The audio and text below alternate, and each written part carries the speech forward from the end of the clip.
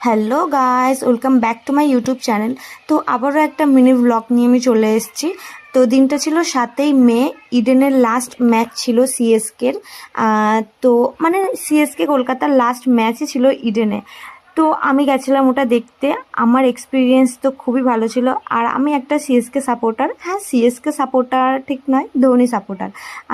তো এটা আমার লাইফের ফার্স্ট ম্যাচ ছিল, যেটা আমি মানে পার্সোনালি গিয়ে দেখেছি। আমি এর আগে কখনো কোনো ম্যাচ ইডেনে বা কোনো স্টেডিয়ামে গিয়ে দেখিনি। এটা ফর দ্য ফার্স্ট টাইম ছিল। আর আমরা জিতে বাড়ি এসেছিলাম। ওই দিন আমার মোটিভ ছিল একটাই, যে আমি ধোনিকে খেলতে দেখব।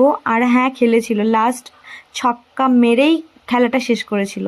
তো আমি বলতে পারবো না, বলে বোঝাতেও পারবো না যে আমি কতটা হ্যাপি হয়েছিলাম। All credit goes to my one friend, যে আমার পাশে ছিল। ভিডিওতে সে আসেনি, কারণ সে একটু শাই টাইপের।